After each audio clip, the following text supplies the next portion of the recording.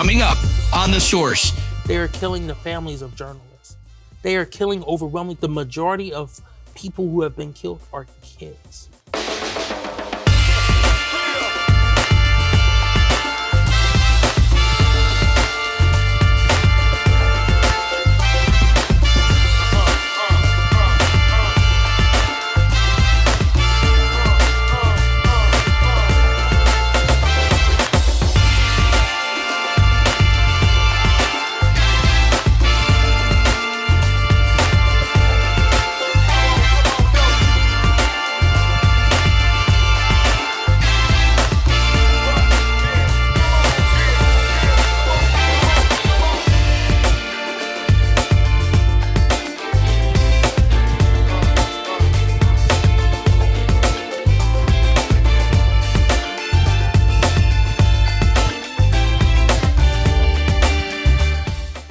Good evening. This is Dr. Curry. This is Coby Owens. And welcome to The Source. Our colleague, Sister Shané, she will be with us for the Shané Scoop because she wants to talk a little bit about that whole residency requirement and I'm looking forward to hearing what happened because I noticed there was not a vote.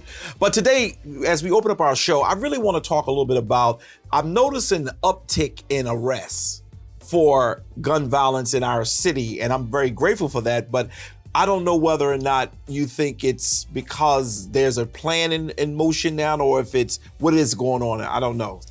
Yeah, so I think one is you have a new chief of police who has done everything in his power to kind of change the culture of the police department and change some of the tactics up as well too. And I think you need that every now and then. He comes from the city of Wilmington, so he kind of understands it a little bit better. He's trying to do things his way, but he still has to do it under the administration's viewpoint as well too.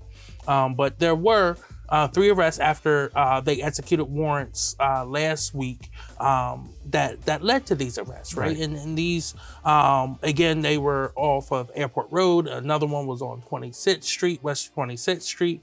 And again, one is being charged with strangulation, and then another one is the other 2 are being charged with shooting. So again, these violent acts that are happening, they are trying their best to try to find people, but still it's lagging in the overall rate of success with some of these other cases as well too. Yeah, because one of the things I want to make sure that we always do, Coby, is that we share our congratulations when there is some movement in areas. And I know we've been crying and asking for there to be a plan. And while we didn't get a physical plan, but I did notice there's an uptick in arrests. So, you know, that helps us to be able to say, okay, they are out there, they have some kind of strategic plan going. You attribute it to the fact that we have a new chief of police. And again, this is in 3 different cases, right? We still have dozens and dozens that are unsolved.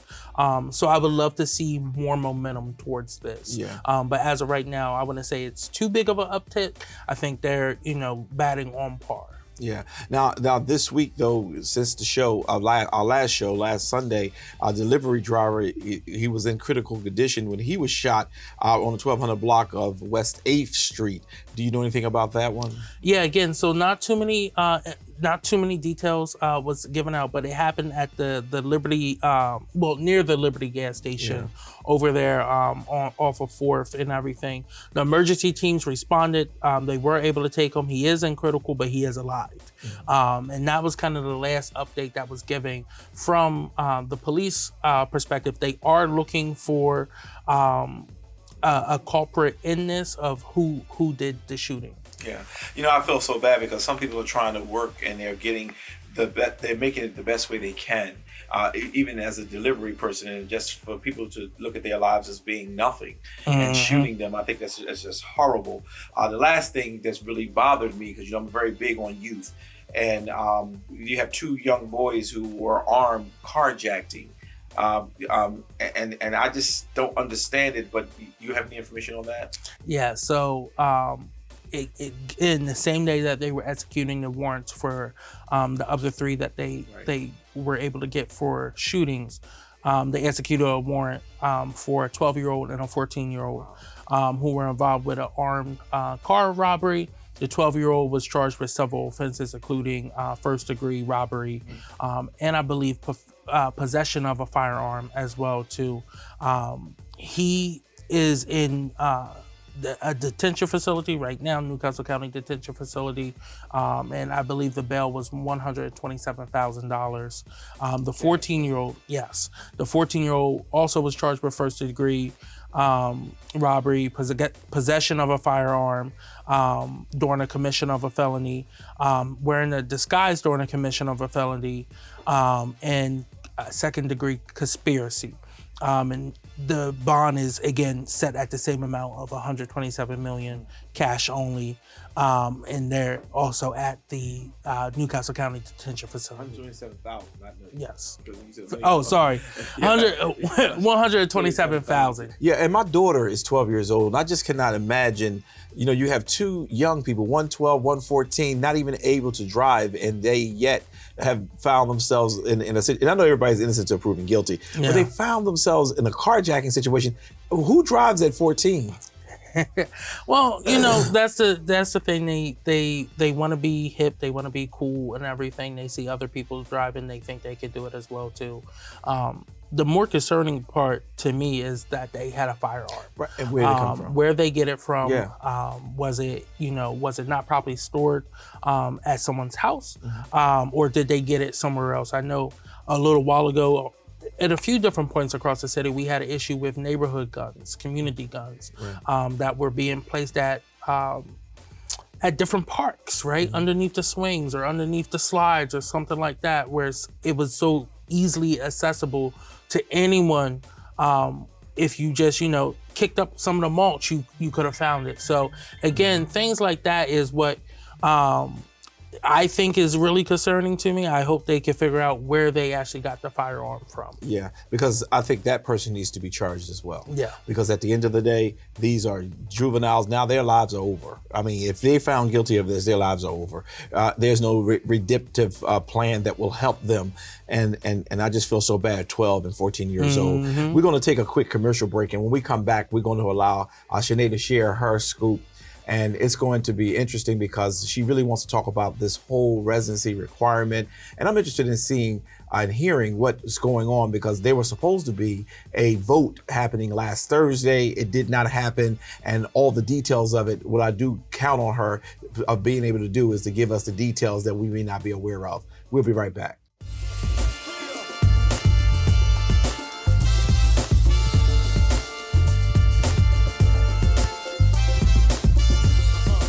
And we're back. Well, it's been a very interesting show today because we have like two different times when we're doing different of our co-hosts.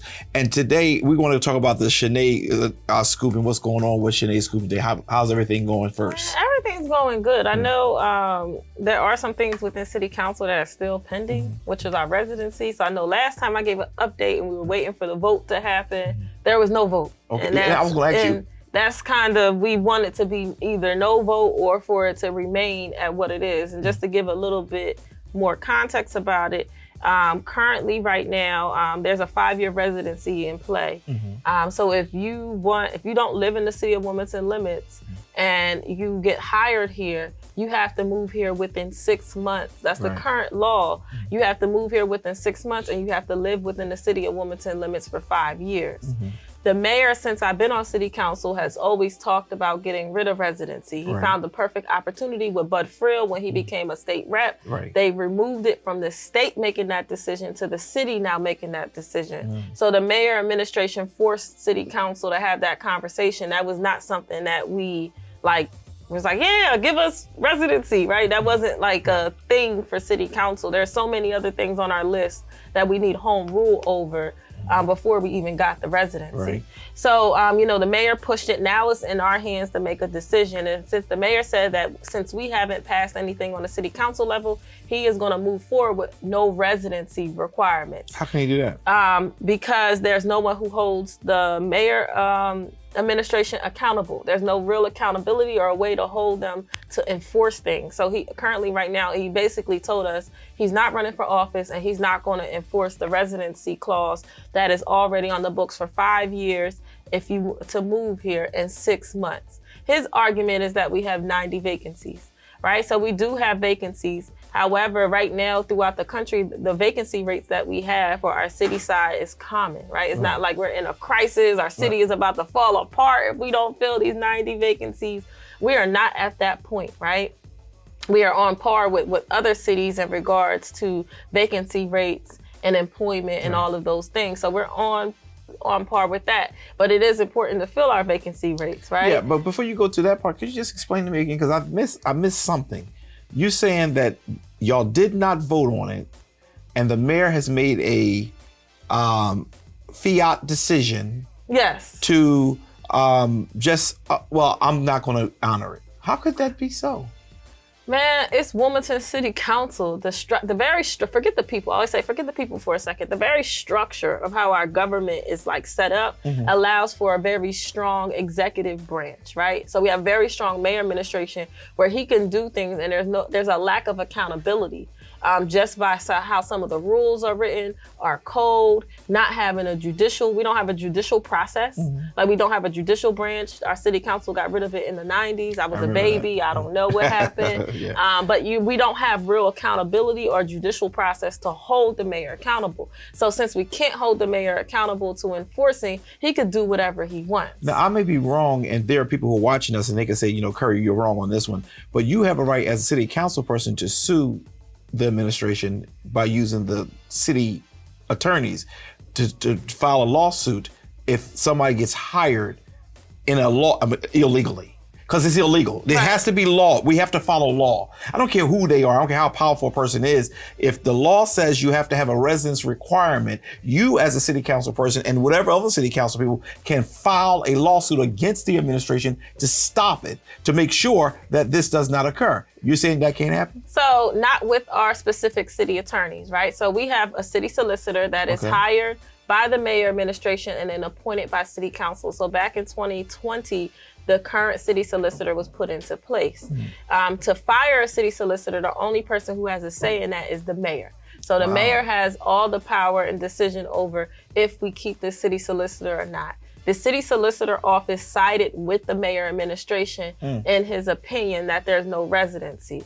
So now city council is going to ask them to not side with them, right? So it's a big conflict of interest that we have a city solicitor that continues to side with the mayor administration, right? And you got to understand the politics of it, right? I can get fired by him. Y'all don't have no real control or say over me. He does, right? Yeah. So they're continuously siding with the mayor, and they're all friends, right? At the end of the day, they're all friends. So, and they're all in it for the same intentions or purpose in regards to why they want to get rid of residency. So the mayor is going to use the city solicitor for that. So we can't use our own city attorneys for that because the city office already said that it's legal. They think it's legal. What's the guy name? He's a member of this church, and it just slipped out of my head, and we are on the air, so I can't just. But he was a city council person, and he ran. He didn't win this time. Older brother. What is his name? Gee whiz. He was a city councilman at large. He was at large. Sam Guy. Yeah. This is a time when, I'm sorry, Sam, I know I should know your name, but my mind was somewhere else. This is a time when we really need to get his advice, because I'm not too sure. They said that the building was going to be named after Bo Biden, and Sam got in there and did what he needed to do to show that y'all not that powerful. I think you need to have a conversation with him before you say what the city is not able to do or what the council is not able to do. Legal is legal, and there is a law on the book, and the law that's on the book needs to be followed until it is changed. If the state has given the city a permission to change this law with the approval of city council and it was not done, I don't see how they move forward. No, I agree. But it's not, listen, legal recourse is going to take a while. But that can hold it up, though. Second, you can put a temporary conjunction. We already asked that, and our chief of staff told us that that's not possible. Okay, I'll leave that alone. We're going to give you. I'm going to let you finish your story, but we're going to give you an update on that. So that's a whole other issue with staff that I have in regards to how they make decisions and who they're making decisions for. So that's a whole nother argument and battle I'm having on the back end in regards to that. But currently, right now, the legal recourse would take a while. We could put a complaint to the AG office too on the complaint. That's something else. They're all friends. Okay. That's something else we could do. But there's no real judicial process for city council to hold anyone accountable. And that's a conversation we can have too, to figure out what that looks like after this, so we don't have these issues, or even talking about what does it look like to have a city solicitor who is representing two entities of the government who can clash on different things. What does that mean? Do we need two different offices?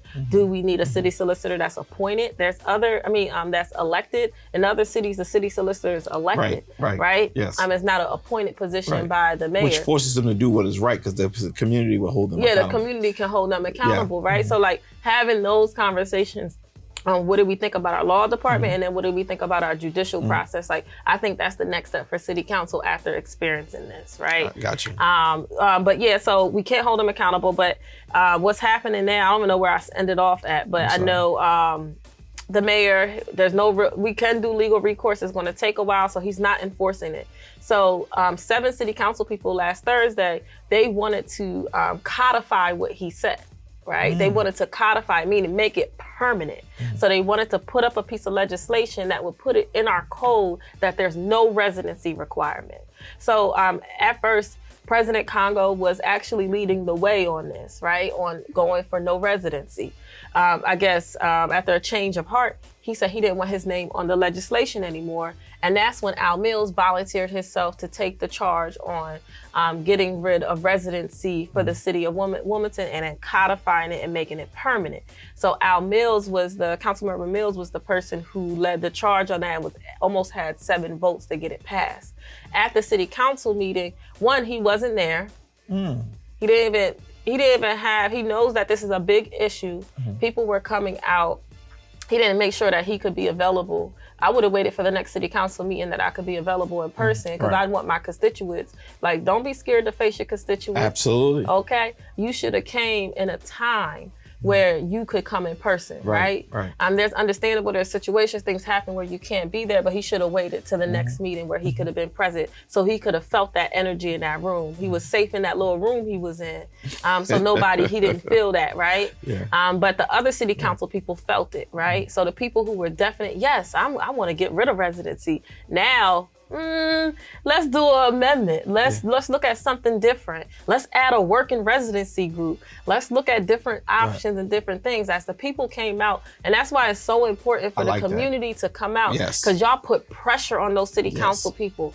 They folded, okay? Good. They heard y'all voices and understood that you guys did not want a complete no residency, right? They heard that, and then they started scrambling. Okay. Right? Good. Right? Good. They started screaming. So that's why it's so important. So the next city council meeting we're having to actually vote on it is on Monday, October 30th. Which is tomorrow. Yeah. You can come out virtually. Right? You can go to City Council website. We can share the Zoom link on the screen.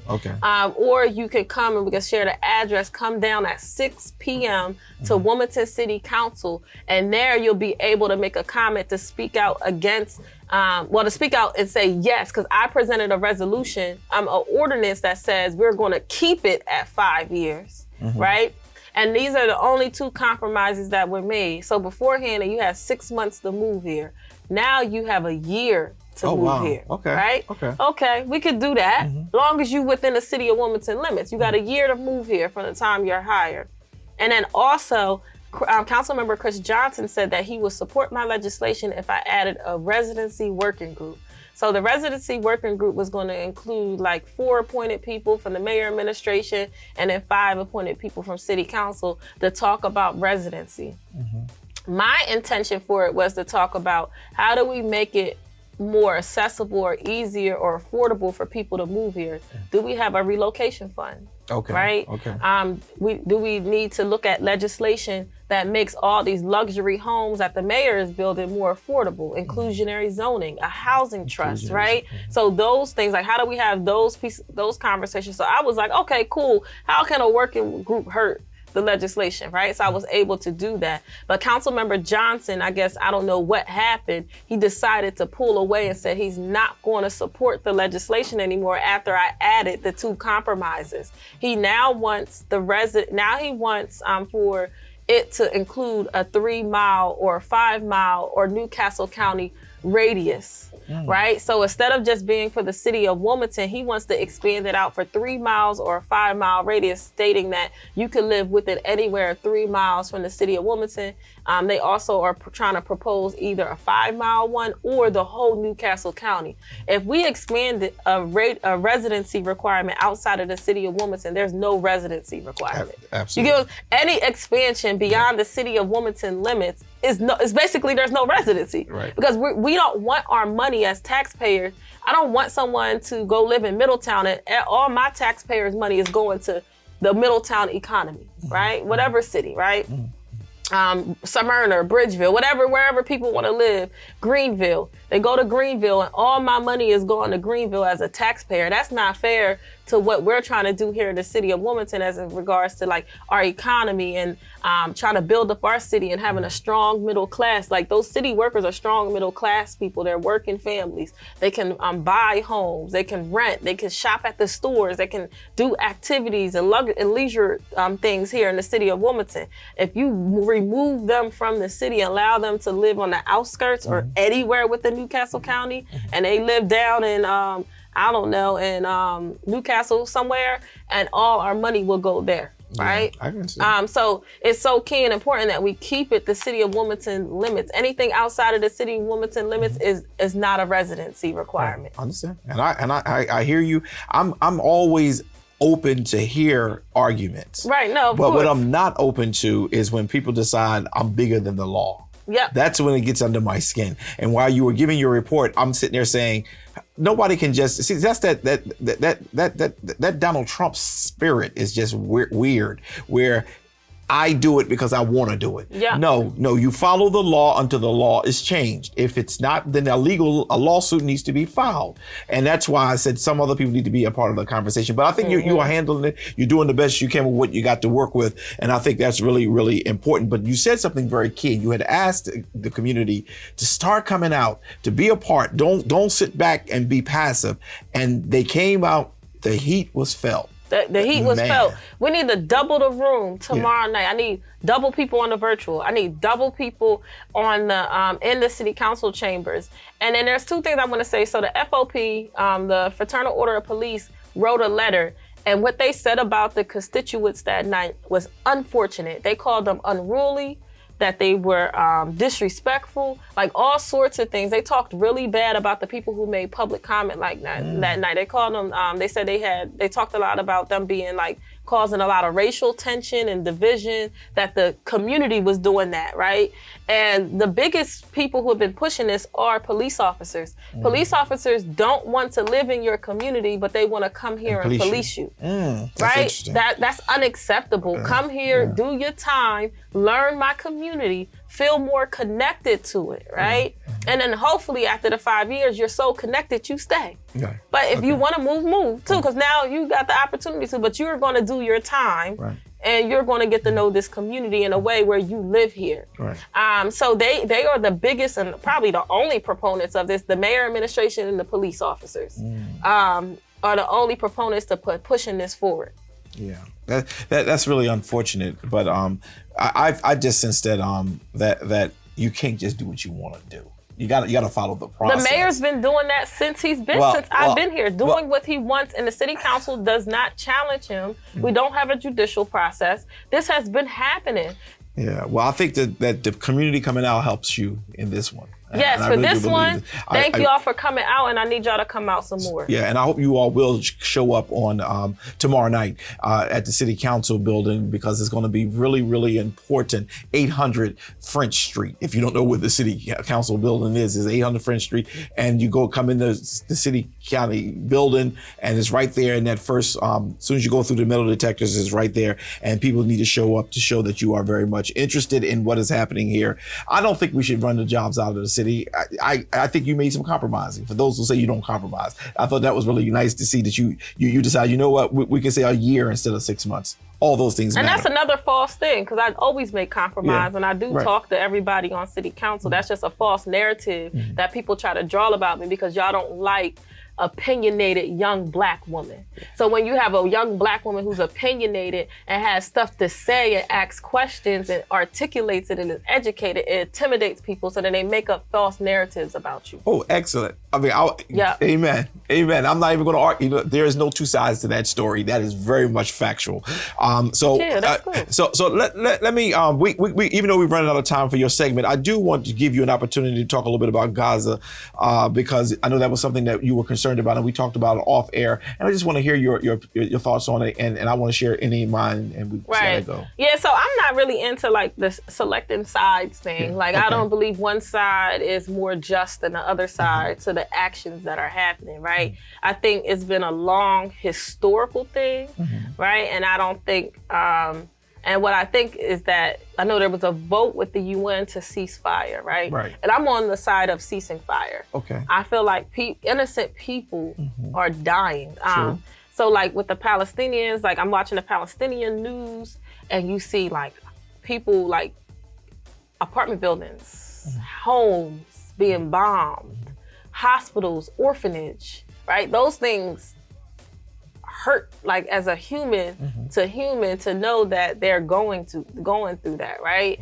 And for me, I think I am in support of the UN. I hope they do keep voting on it and hopefully get enough support to cease fire and find another way to resolve conflict. The fact that we think that we always have to go to war and that has to be the immediate response is to kill innocent people, I think is an issue or problem. And then I think it's an unbalance of power. So Israel has a lot of power. They're backed a lot by the United States. We have been funding them forever, giving them money. They have military equipment, and a lot of the funding comes from the United States for them to do a lot of the things they're doing now. And then you have Palestinian.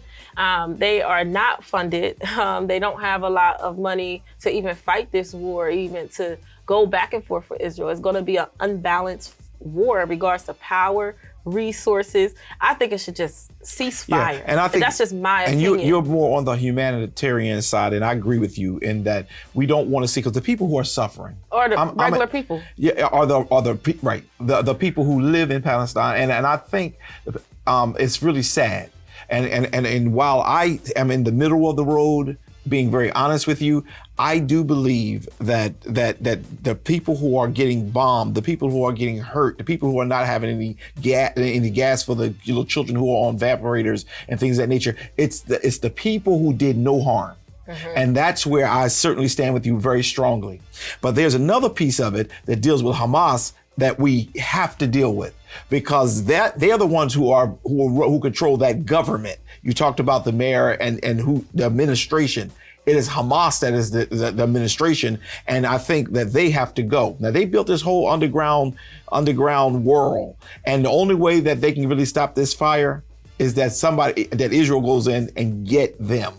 They got to get them, but look at all the innocent people that are dying. I don't want to discount what you're saying, because what you're saying makes a lot of sense, and it is true. It is the people who are innocent that are being hurt, just like those persons on October the 7th who were minding their business, and Hamas came over and brutally murdered them. All right, that hurts.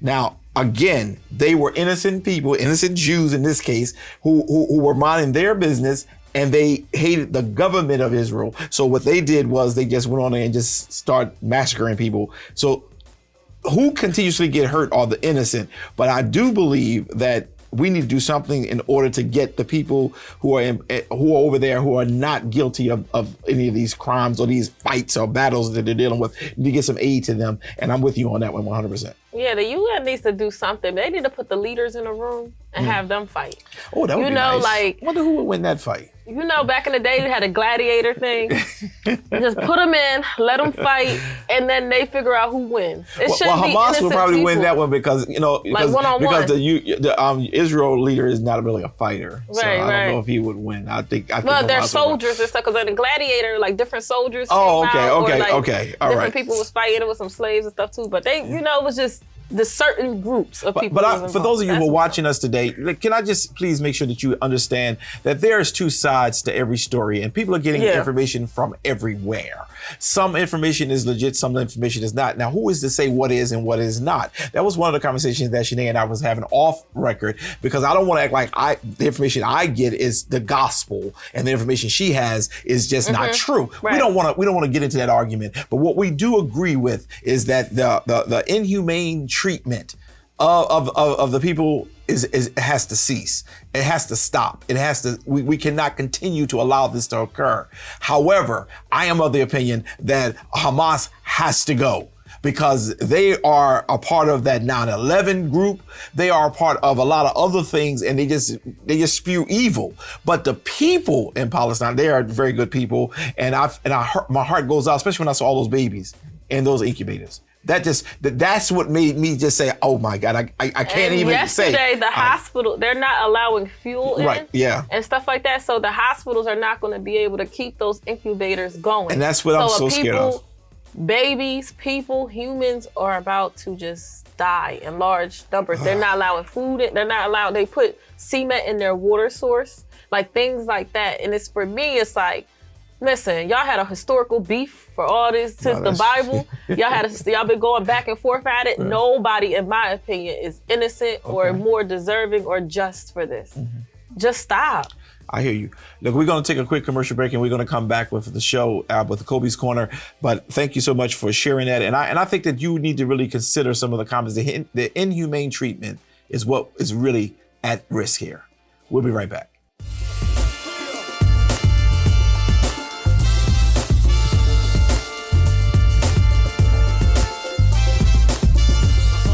And we're back. Well, but Coby, before we get into the Coby Corner, I really appreciate Shané, because even though we disagree on several items, at the end of the day, we supposed to, all of us, all three of us, disagree on things. But this whole issue with the residency requirement, what is your take on that? I mean, do you feel that we should get rid of it? So no. I think a city, and I spoke out at that council meeting. Oh, you were there? Very vocal about this from the very moment it was first introduced multiple years ago, when it was introduced down in the General Assembly by Bud Friel to change the law to give the power back to City Council. At the end of the day, when you look at where our tax dollars are going, right? I want our money to circulate in our city, build our local economy, right? When you have people who are coming in from outside of the city of Wilmington who don't get to know their neighbors, who don't get to know the residents that they're supposed to be serving, that's quality of service goes down.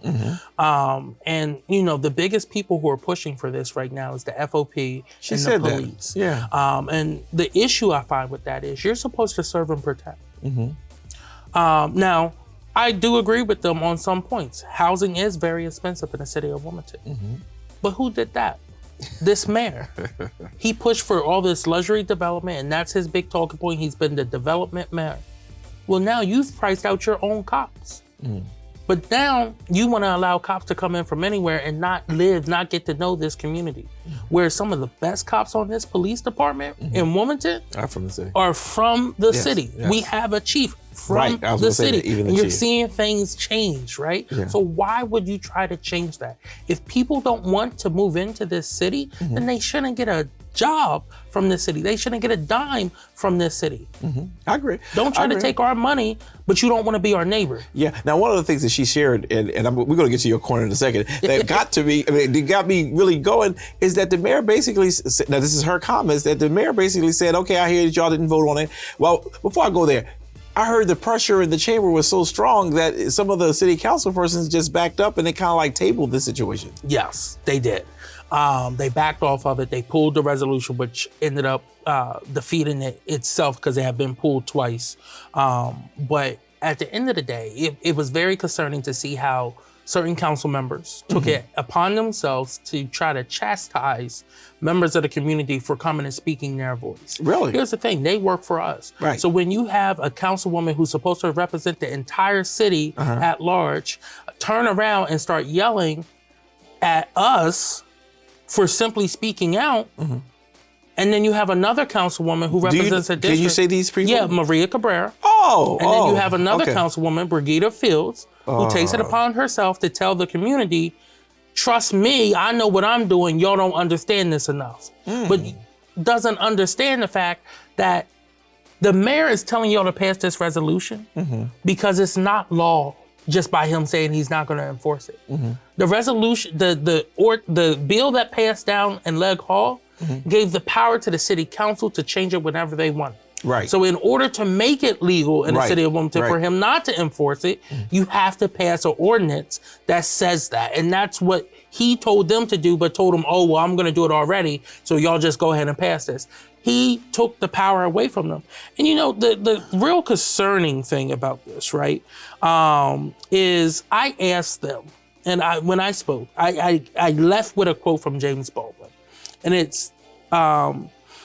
states that freedom is not given to anyone. It's taken. Okay. And you're only as free as you want to be. Okay. And then I asked this council, will they be free or will they continue to all the chains that the mayor put on them? Oh, wow. And it's sad that 5 members decided to grab a can of WD-40 and all the chains that have been put on them. Because they have not taken the time to truly understand the law that has been put in place in Dover and the power that they have here in Wilmington. And that is the sad part of it all. They talk about wanting to be a stronger council, but then they can't do nothing unless the mayor says, go ahead. Yeah, I told Shané that, because she didn't quite, I guess, understand what I was trying to say. Sam Guy is a good resource, and I don't know all y'all politics and things of that nature, but she really believed that he can just do that. He cannot. No. And a lawsuit has to be filed. Yes. There's no way in the world we can just let this happen. And I said, y'all need to have a conversation with Sam, because when they was going to do that thing with the building, I never will forget the new courthouse. Yes. They were going to name it after Bull Biden, and it was like, no. He was the one he and a couple others were the ones who spoke up and said, no. This is the way it rolls. One of the things I loved about our former brother Street is that he believed in litigation. I didn't care too much for litigation. I felt, let's fight. But litigation is a tool that we do not use. And if he decides, I'm just going to do what I want to do, put his butt in court. Put him in court, because that's how you be able to solve this. So the person who's the sponsor of the bill didn't even show up, I'm told. No, he was not in the room. Everyone else was in the room except for the bill sponsor. And what's his name again? Al Mills. So if he was not in the room, how was the bill supposed to? Because you don't have to be in the bill. He was on Zoom.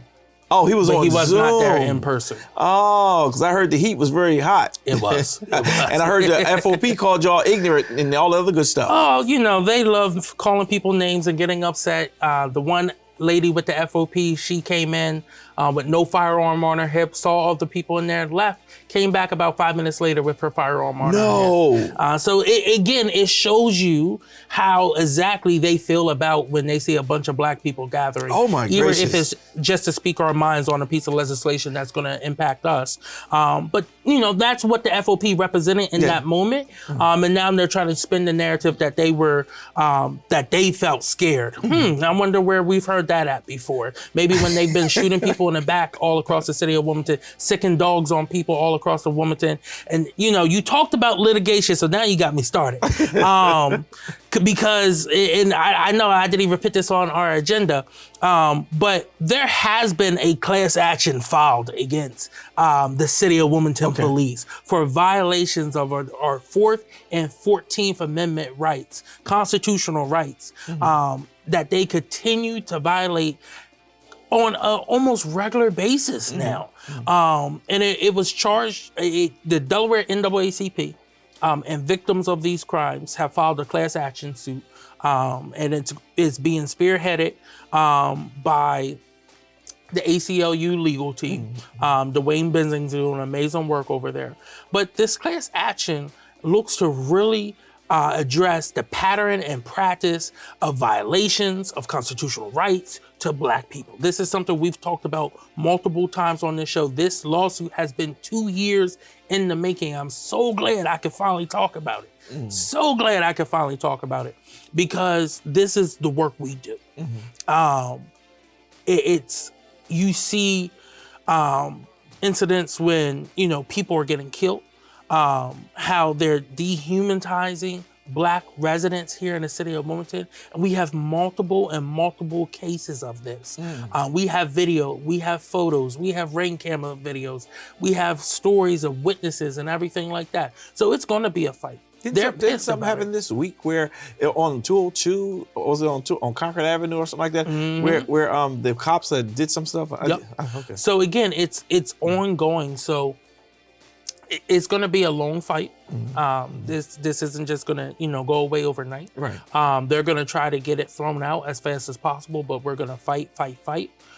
We have a major law firm with us who's helping with the legal fees. But again, we have people who are committed to seeing change, and they're sick and tired of being sick and tired when it comes to this police department and how they are treating minorities in the 12th blackest city in the nation.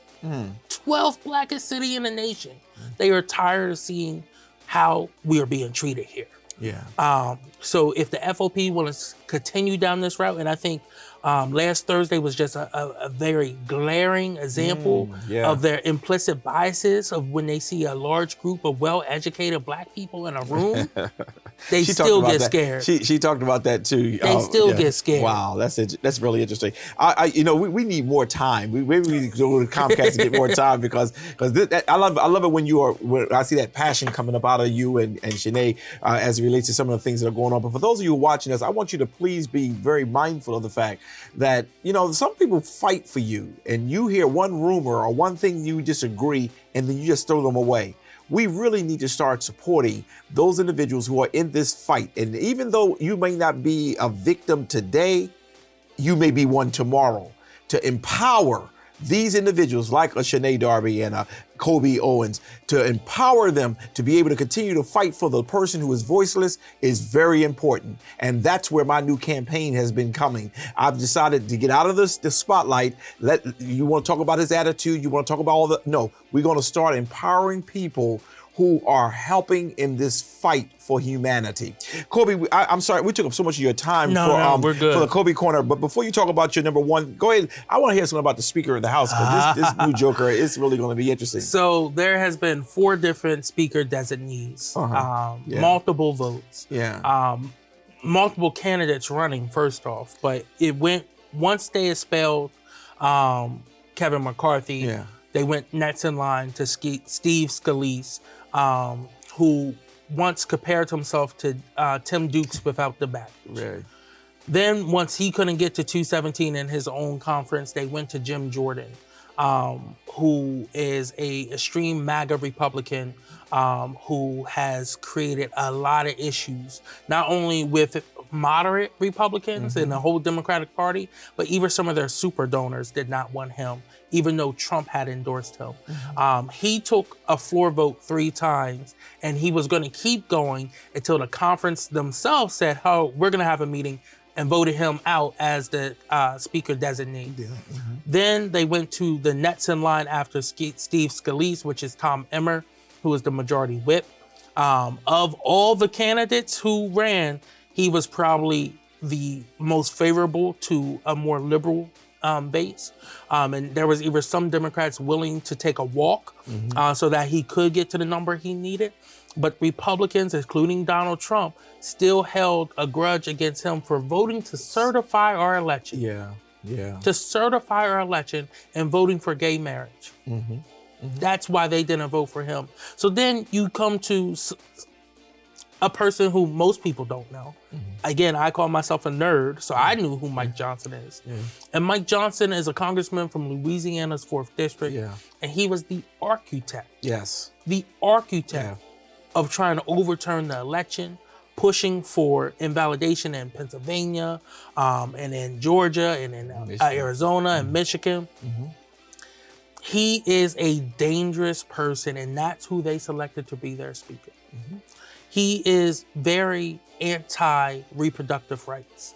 He's anti-voting rights. He's anti-LGBT rights. He's anti-looking at civil rights, right? He has had a long history of being on the wrong side of justice. And I'm nervous seeing him get tapped to be the 56th speaker. But he's going to have a hill to climb. And I think when this first all happened, I made the prediction that Tom Emmer was going to become the speaker. And he was close, but he didn't get it. This guy, Mike Johnson from Louisiana, is extremely dangerous. And he's only been there 8 years. Right. I think he's the fastest or shorter tenure since the 1800s. To become speaker since the 1800s. his life completely changed, right? He went from having like 2 or 3 security detail to now having a full operation, being second in line for the presidency, all within 24 hours.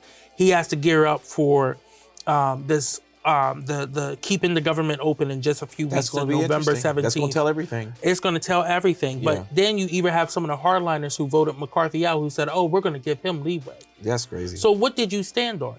You had Republicans who voted for him for speaker who said they weren't voting for Jim Jordan because Jim Jordan voted or did not vote to certify the election, but then you vote for someone else who did it. Right. So again, the GOP landscape is in disarray. And they have no true conscience. They are just voting however Donald Trump tells them to, and that's very pushing a MAGA agenda that does not include people who look like me and you or anyone else who's not an old white man. And it's sad. We've seen that in their policy. We've seen that instead of actually helping. Now they talk about, oh, well, we can't give aid to Ukraine because we have homeless people here, but yet they didn't want to pass a bill that actually put money in the pockets of people that lifted young people out of poverty, that in the childhood tax credit. Right. So they are looking to cut Social Security and Medicare. You have a new speaker who said if women didn't have abortions and started having more kids, they would have a better workforce. So they wouldn't have to cut Social Security and Medicare. Even though once that kid is born, there's no guarantee for healthcare, housing, clean water, clean air. Yeah. So, this is the agenda that they're pushing. It's going to be a hard, long fight over these next few months. But hopefully they keep the government open. But we will see what comes of Speaker Mike Johnson's we're going to be paying attention. Agenda. We're going to be paying attention there because it's going to see it's all in his face starting next week. Yes. If he's going to be mega or if he's going to be a person who's going to be neutral to do what he needs to do. Now Shané and I did have a conversation on the whole thing that's going on in Gaza right now. I'm noticing that's part of the things that you want to talk about as well. So let me just hear what you are sharing on that one. There is a humanitarian crisis happening across the ocean right now. You have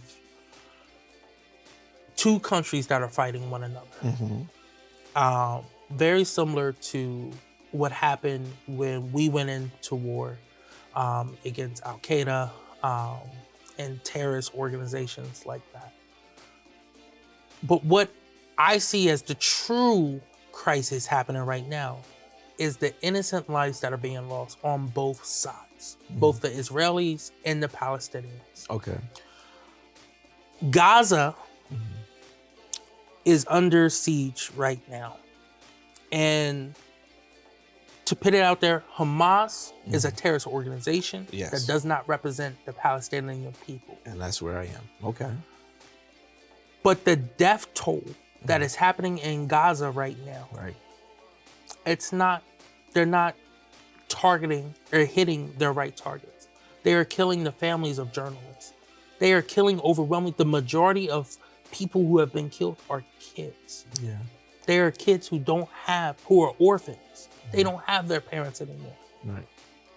And you can't have a moral conscience and sit by and say that this has to continue because it's collateral damage. I cannot watch another video of them pulling stones off the bodies of lifeless kids. The Palestinian people have been through a lot. And it was a Palestinian Jew who said that we must have a moral compass to stand up and do what's right. We cannot just sit back and see casualty after casualty after casualty of what's happening in Gaza, what's happening in Israel, and say that this is okay. It's not. Right. There was a resolution at the UN that was put forth to call for a ceasefire. And the only nation who rose their hand to stop it was the U.S.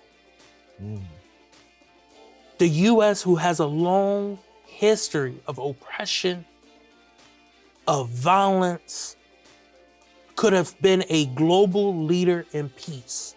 And this is what we put so much money out there for. And they chose not to be. And that's the sad part. You said, so the only nation that voted to stop it was America. To stop the resolution from going through. Oh, okay. So I don't want anybody to get confused. They voted not to pass the resolution. Okay. And because we're one of the superpowers, it stops if we decide we veto it. Yeah, and one of the things that I'm glad that you were able to share, and Shané was shared her stuff as well, is that there is a humanitarian crisis going on, and we agree. Both the innocent is who's being harmed. The Jewish on October the 7th community was attacked viciously. And now, the members of the Gaza community, but Hamas is the real issue. How do we cease fire, but yet get them? Because that's what they're trying to do.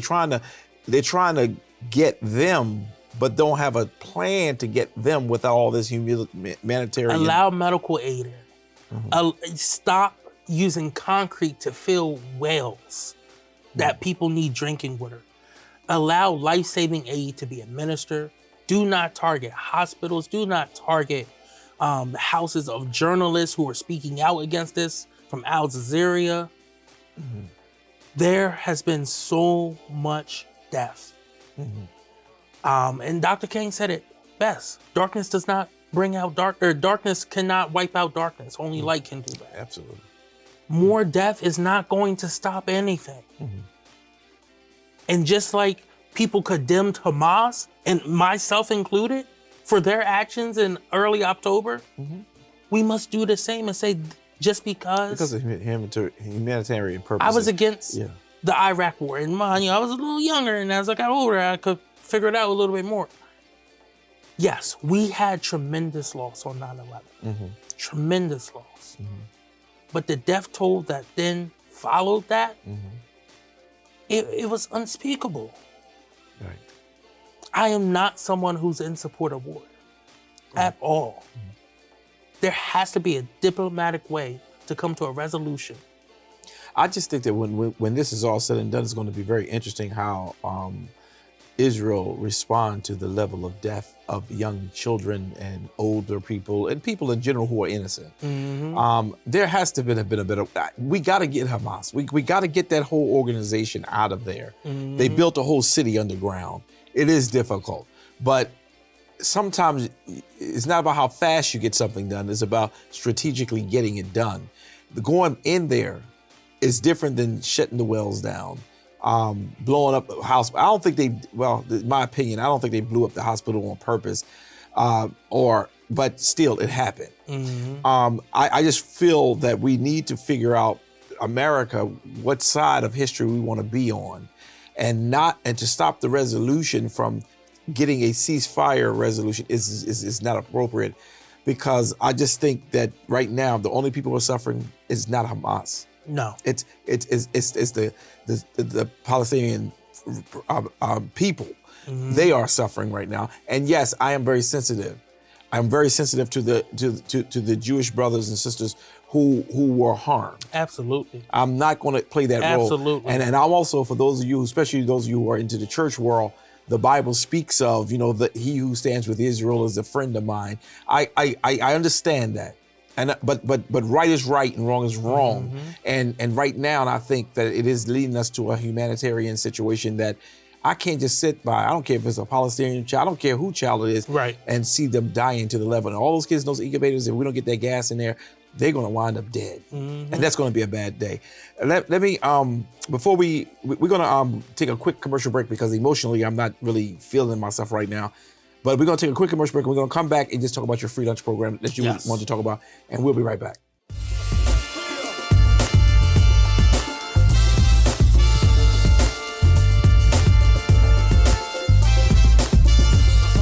And we're back. Real quick, Coby, I know that we get ready to close out our show. You had one more announcement you wanted to share. Yeah, so again, I just want to remind everyone about HB 125, which is the free breakfast and lunch program that we did the special show on with Representative Ray Moore and Senator Lockman.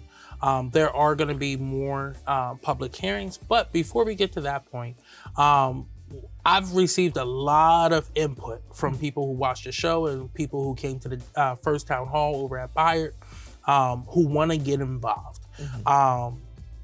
We will be creating a website so that you can sign up to get involved, get engaged, learn how to write your legislator, engage them at town halls or public events to ask them the question, will they support this? Again, it's going to be a big push, right? It's not in the governor's general operating budget, which means we're going to have to really get full buy-in from the General Assembly on this to unify around this issue. But just last week, there was kids in the Smyrna school district who couldn't go to homecoming because they have a school lunch debt. In just a month's time, there was over $16,000 worth of school lunch debt at Smyrna High School. Smyrna School District also has a policy that says that none of these kids can graduate with their diploma if they don't pay off all their debt. We're only a month and a half into school and the number's already at 16,000. That number is going to continue to grow over the year. And by the time we get to May, June, graduation time, I don't know what month they actually graduate in, that number is going to be huge. Yeah. And there's going to be a lot of seniors who are going to be struggling to find some money to pay for that. But you can't ask a kid to sit in school for 8 hours a day and not have any food. But then say you can't graduate, you've got all the good grades, we've been pushing you to pass these standardized tests and go to college, but we're not gonna give you the diploma, we're gonna keep you from going to college because you owe money because you had to eat food to be in this building. And that's just sad. So again, I wanted to talk about that in regards to why, again, this is just another issue on why we are pushing so hard for this. And again, it's K to 12, right? You cannot learn on an empty stomach. Absolutely. You get headaches, you get cranky, you act out. Some people call it, what is it, cranky, hungry, hangry, whatever it is. When you're angry and hungry. How do you think children feel in school right now? It will not raise our taxes, but if anything, it's our tax dollars that will go to pay for this. And I can't think of anything better to pay for that, because that's investing in our future as a state as well too. Good. Well, Coby, this has been a good show. I just want to say to those of you who are watching us today that today's show was a little bit heavy for me, only because we are in the midst of a war, and America is giving its opinion and its power and its press, and it's causing, a lot of this that is happening to continue to be happening. And while we are the greatest nation in the world, and I would not want to live any other place other than America, America has some issues that it needs to deal with and needs to get better at. Dr. King made a comment once, and he said that the only thing for evil to continue to prevail is for good people to say nothing and do nothing. You must speak up. You heard Shané talk about earlier on the show how coming out to that meeting caused them to change their mind. Your presence is power. Your voice cannot be silenced as long as you're using it. I hope that you will really take some time to be a friend to somebody. Be a friend to the person who really can't be a friend back to you. Your voice matter, your presence matter.